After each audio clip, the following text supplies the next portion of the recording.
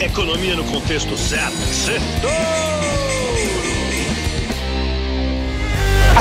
Boa noite, Brasil, ouvintes da Jovem Pan, bem-vindos a mais um Sextouro, resumo da semana econômica no contexto certo. E na última semana do trimestre, as previsões de juros altos por muito tempo lá fora se acalmaram um pouco ontem, quando saiu a inflação melhor do que esperado na Europa, e ainda mais hoje, que foi divulgada a inflação ao consumidor americano abaixo do esperado também. Isso animou um pouco as bolsas, só que até quinta-feira, as bolsas tinham sido machucadas, a semana tinha sido muito dura. Os riscos que pesaram durante o mês de setembro voltaram essa semana.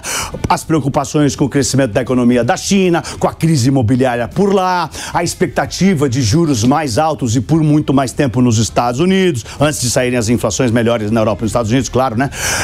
Foram esses os riscos que derrubaram as bolsas em países emergentes como o Brasil em setembro. A alta do preço do petróleo e a potencial paralisação do governo americano neste domingo, né, depois de amanhã, também assustaram os investidores de novo. Além disso, voltaram os receios de que o governo brasileiro não consiga cumprir a promessa de equilíbrio das contas públicas no ano que vem. Um assunto local que pesou nas ações por aqui. Tivemos as declarações interessantes do presidente do nosso Banco Central, Roberto Campos Neto, que finalmente teve um encontro com o presidente Lula. E teve os alertas de executivos aqui e lá fora, que marcaram a semana. Já eu vou falar. E mesmo com a melhora no finzinho da semana, setembro fechou como o pior mês do ano para a Bolsa Americana. Bom, o nosso Ibovespa B3 parecia mostrar uma reação na virada de agosto para setembro, mas acabou praticamente no 0 a 0, depois de ter caído 5% em agosto. O dólar disparou e bateu 5,07 na quarta-feira, acompanhando o índice do dólar, o DXY, que subiu 10 dias seguidos até ontem. Bom, falando na Bolsa do Dólar, vamos ver como é que eles fecharam na semana e no mês. E na semana, o Ibovespa B3 subiu 0,5%, terminou cotado aos 116.565 pontos.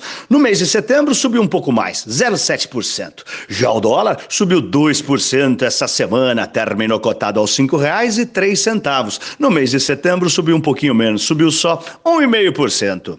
E agora vamos para os pontos que eu separei para o nosso Sextouro de hoje. Primeiro, o morde e assopra de Roberto Campos Neto. Nesta semana, saiu a ata da última reunião do Banco Central e o RTI, Relatório Trimestral da Inflação.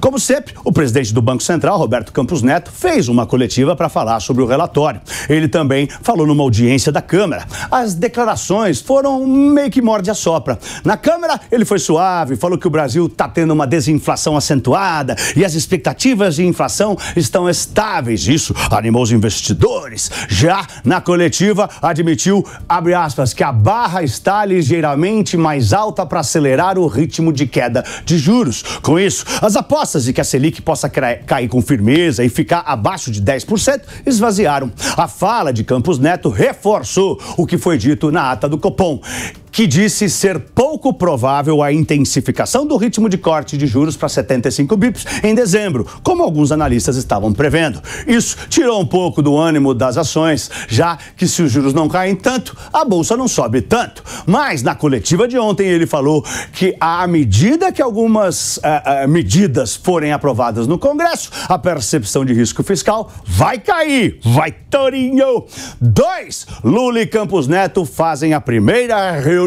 O presidente do nosso Banco Central se reuniu com o presidente Lula 10 meses depois da posse do presidente, né? Que já chamou ele de este cidadão tinhoso, teimoso, que não entende nada de povo e mais um monte de coisas. Como sabemos, várias vezes o ministro da Fazenda, Fernando Haddad, fez o papel de bombeiro para acalmar um pouco os ânimos do presidente da República e desse estresse entre eles. Bom, oficialmente dessa reunião, a gente só sabe o que o Haddad falou e o que o Campos Neto confirmou, que foi uma reunião produtiva, que foi cordial. Campos Neto disse que o Banco Central quer e vai colaborar com o governo. Parece que eles terão outras reuniões a partir de agora. Uma aproximação entre o governo e o Banco Central pode ajudar a acelerar a agenda econômica no legislativo, tendo o chefe do Banco Central como fiador. Pelo bem do Brasil, tomara que a paz tenha sido selada entre os dois. Até Terceiro ponto, alerta do CEO do maior banco dos Estados Unidos. O presidente do JP Morgan, Jamie Dimon, o Jamie Dimon, disse que o Banco Central americano poderia aumentar as taxas de juros dos atuais 5,5% para 7% ao ano, mas alertou que o planeta não estaria preparado para taxas de juros tão altas.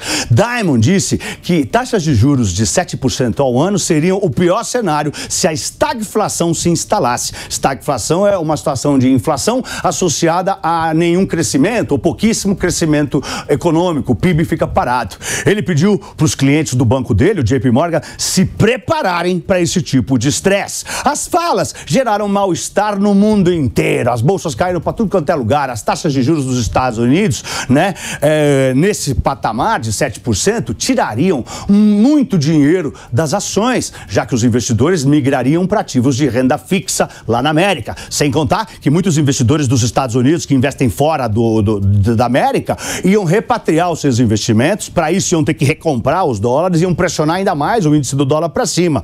Essa foi uma das razões porque o dólar voltou para cima de R$5 aqui no Brasil. Quarto ponto, alerta do CEO da Gerdau. O presidente da siderúrgica Gerdau, Jorge Gerdau, também fez um alerta. Ele declarou sua preocupação com a alta da importação de aços planos vindos da China para a América do Sul. Disse que caso os impostos de importação não aumentem para uma alíquota de uns 25%, a produção brasileira de siderurgia pode cair de 10% a 30%. Aliás, já se fala em demissões na Gerdau.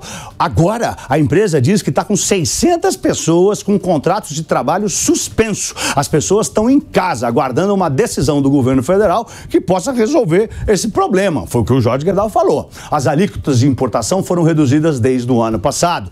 Quinto ponto, China, petróleo, paralisação nos Estados Unidos. Três riscos voltaram a assombrar os investidores nesta semana. A crise imobiliária da China não tem fim, gente. A construtora Evergrande, a mais endividada do mundo, teve o seu presidente preso essa semana, o cara fundador. E isso aumentou os receios de que a empresa não consiga se livrar da falência. Já o petróleo ultrapassou os $97, depois voltou, mas bateu a máxima do ano e ampliou as apostas de que o barril possa romper a barreira psicológica dos $100. A alta dos preços aumentou os receios com a inflação global e as preocupações de que os juros dos Estados Unidos e da Europa precisem subir mais e ficar mais altos por mais tempo, Tudo antes de sair o relatório da inflação, que veio melhor na Europa e nos Estados Unidos, quinta e sexta-feira. Bom, já nos Estados Unidos, voltaram os receios de que a máquina pública realmente paralise. Os políticos lá não estão se entendendo e o Congresso não aprovou nada sobre o financiamento do governo. Os republicanos chegaram a sugerir um acordo, temporário até dia 17 de novembro, mas os democratas não quiseram aceitar a oferta. Sem dinheiro, os funcionários não recebem salário e, entre vários prejuízos, por exemplo, não tem a divulgação de indicadores, O mercado vai ficar à deriva. No fim de 2018, o governo, americano entrou em paralisação, ficou paralisado 34 dias. Foi a paralisação mais longa da história dos Estados Unidos. E para a semana que vem vai ter a divulgação do payroll, vai ter o relatório do emprego urbano americano, que é o maior indicador econômico do mundo. Também saem os PMIs no Brasil, Europa e Estados Unidos. E a China tá na semana de feriadão. Eu sou Pablo, boa noite e um lindo fim de semana em família. Vai, Torinho! Vai, Torinho!